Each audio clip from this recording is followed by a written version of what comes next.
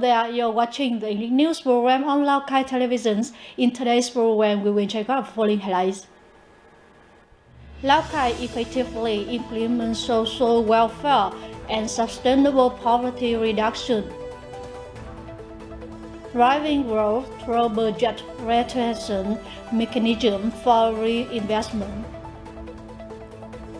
Medical training enhancement for all military personnel. Following other detailed contents, please join in watching the program. In the first 11 months of 2025, business activities in the province show positive signs. A significant rise in new and resumed businesses reflects growing confidence in the local investment and business environment. Year to date, the province has granted registration certificates to 1,116 new businesses and 764 affiliates, a 25% increase year on year. There are now over 12,400 active enterprises with a total registered capital of over 9,485 billion VND, reflecting a continuous expansion of the business sector. In the first 11 months, 460 businesses resumed operations, up 5.1%, signaling a positive recovery in production and trade. Lào Cai remains committed to supporting businesses, resolving obstacles, and maintaining a transparent and favorable investment environment. By the end of 2025, the province's mulberry area is estimated at 1,535 hectares, with leaf production reaching 34,800 tons. Many localities recognize mulberry cultivation and sorghum rearing as a source of stable income for farmers. Mulberry cultivation is concentrated in Tran Yen district with nearly 700 hectares, extending to communes along the Red River such as Quy Mong, Bao Ha, and Dong Quang. The province has invested in a silk processing factory in Tran Yen to enhance the sericulture value chain and promote linkages between processing and consumption. To ensure sufficient cocoon supply for the factory, local farming communities are seeking technical support and new high-quality varieties from the Central Sericulture Research Center. Meanwhile, provincial authorities are reviewing land funds for specialized zoning, planning the conversion of low-value agricultural land to commercial mulberry cultivation, and integrating raw material areas with processing facilities.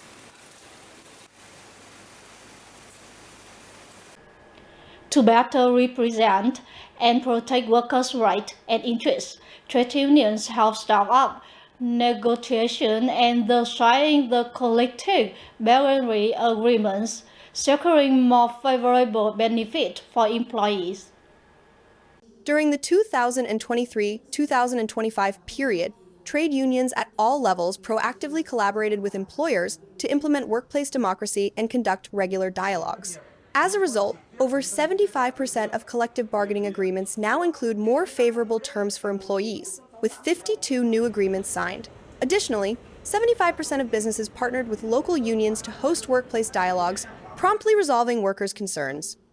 These agreements focus on core issues such as job security, wages, bonuses, occupational safety, and social insurance. Such efforts have significantly contributed to building harmonious, stable, and progressive labor relations within enterprises. By the end of 2025, the province's multi-median poverty rate is projected to fall to 11.06%. This provides a vital foundation for the 2026 to 2030 period, aiming for an annual reduction of 2.5 to 3 percentage points as set by the first Provincial Party Congress. A key highlight of Lào Cai's poverty reduction efforts is its inclusive social security policy. Currently, 100% of poor and near-poor households, along with social protection beneficiaries, are provided with health insurance cards. The province also provides monthly allowances to 62,000 individuals under social protection. During the 2021-2025 period, the province processed 78,525 merit-based benefit files and provided regular allowances to over 8,000 people with meritorious service. Annually, an average of 30,000 jobs are created. Furthermore, over 26,000 houses have been supported for meritorious families, poor households, and those affected by natural disasters. Following the provincial merger, Lào Cai has 69 villages with weak or no mobile signals, including 65 with patchy coverage, 4 with no signal at all, and 50 without fixed broadband internet. Thanks to the province's drastic measures and the dedicated efforts to the specialized agencies, significant progress has been made in eliminating the signal death zone across the province. By the end of this month, the province expects to reduce the number of connectivity gaps to 20 villages with weak or no mobile signals and 27 villages without fiber optic internet. Additionally, 30 new 5G stations will be developed. To date, the province operates 4,607 mobile transceiver stations, including 106 5G stations. Fiber optic networks have expanded significantly, with 4G mobile coverage reaching 98.8% of villages and residential clusters. The rate of mobile subscribers using broadband internet has reached 87.2%, while smartphone penetration among mobile users stands at an impressive 99%. The Department of Science and Technology continues to accelerate efforts to eliminate the remaining signal dead zones. The goal for the 2026 to 2030 period is to ensure that 100% of villages and residential clusters with national grid access are covered by both mobile and fixed broadband. Ladies and gentlemen, on December the 9th, 2025, the Lào Cai Provincial People's Council issued Resolution number 16, which outlines the allocation of recurrent expenditure estimate for the local budget for the 2026 to 2030 period. Under this resolution, various mechanisms will be established to incentivize communes and wards to boost budget revenues, particularly from land use fees.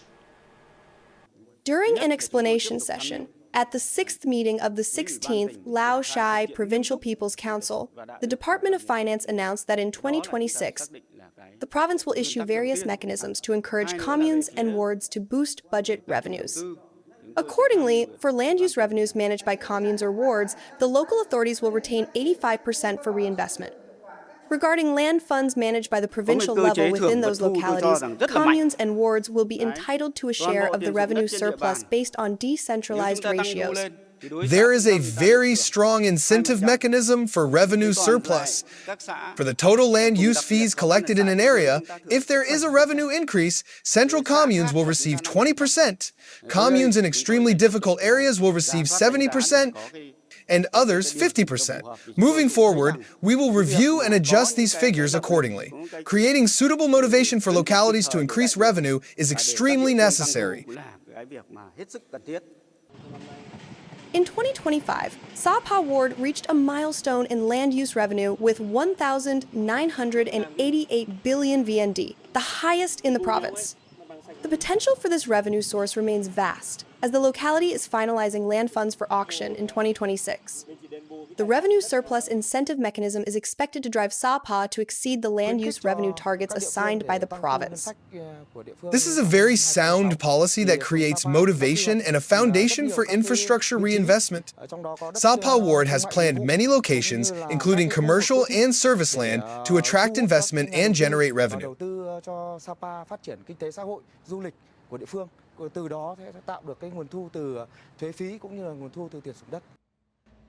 Based on the provincial estimates, communes and wards have already developed specific budget collection plans for 2026.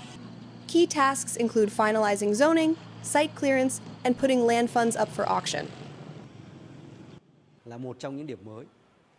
The province's approach is quite innovative and serves as a great motivation for Lào Cai Ward. We are striving to exceed revenue targets to benefit from the newly issued resolution. This innovation provides the spirit for our team to excel this year. Thu ngân sách trên địa bàn năm 2026 để đạt được cái mục tiêu mà chúng tôi đề ra in the context of anticipated difficulties in allocating provincial resources to the commune level, especially following the transition to a two-level local government model. The budget revenue retention mechanism will provide communes and wards with additional resources to reinvest in infrastructure and serve local socio-economic development. In late November, the Lào Cai Provincial Board Commands launched the simultaneous construction of 6 school sites in the border communes of Tiếng, Pha Long, and ET. These projects affirm the Border Guard's commitment to standing by ethnic communities in frontier regions and open up new hopes for the future. The Za Khai Tung preschool site, part of Tan Gai Cho Kindergarten in Pha Long Commune, currently serves 21 students of 4 different ages. The old school, built many years ago, has significantly deteriorated, affecting the care and education of the children. According to the design, the new Za Khai Tung preschool will be built on an area of over 450 square meters, featuring classrooms, storage rooms, a kitchen, restrooms, and a playground. We are overjoyed to receive support from the Border Guard to build this new school. This provides favorable conditions to improve educational quality and helps Highland children have a safer and more adequate learning environment.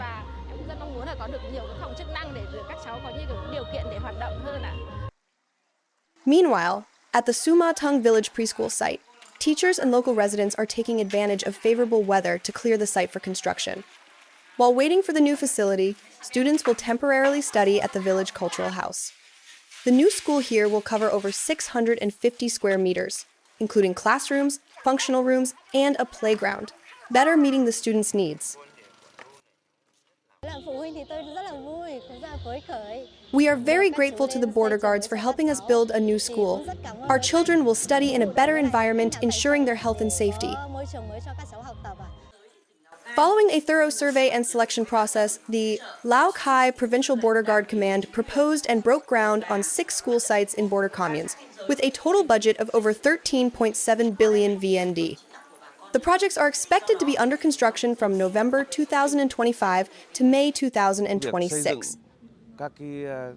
The simultaneous construction of these 6 semi-boarding school sites implements the policies of the party, state, and military regarding education.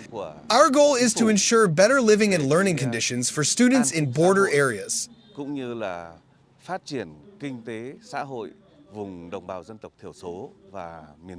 just a few months, new schools will rise across the border villages of Lào Cai. Each project is more than just a sturdy classroom. It represents the faith and hope for a brighter future nurtured by the students of today. Ladies and gentlemen, over the past year, Regiment 174 of Military Region 2, stationed in Lào Cai Province, has collaborated with the health sector to organize training courses. This program equips officers and soldiers with basic medical knowledge, enabling them to provide health care for the public in emergency situations. Under the direct guidance of specialists and doctors from Hung Vuong General Hospital using visual models, most officers and soldiers of Regiment 174 have mastered first aid procedures and techniques according to current medical standards. During training or when performing missions to help the community, situations requiring medical aid can occur. Applying these practical skills allows us to save and help people around us. The medical team from Hung Vuong General Hospital dedicated most of the training time to hands-on practice, including chest compressions and artificial respiration on adult and child mannequins.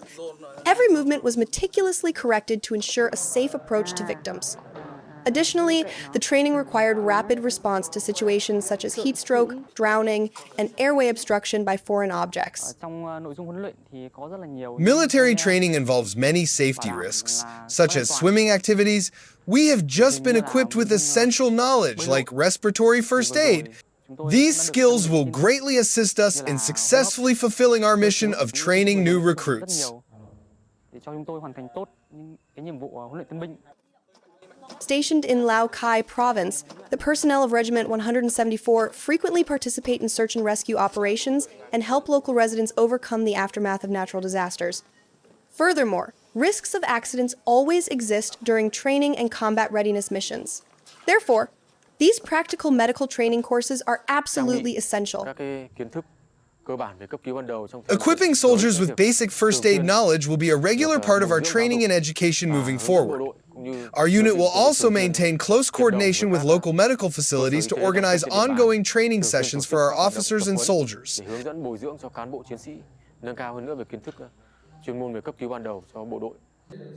These meaningful training courses play a vital role in ensuring effective military medical work, meeting the healthcare needs of soldiers during training, combat readiness, and community service. Ladies and gentlemen, our program today is ending. Thank you for your attention.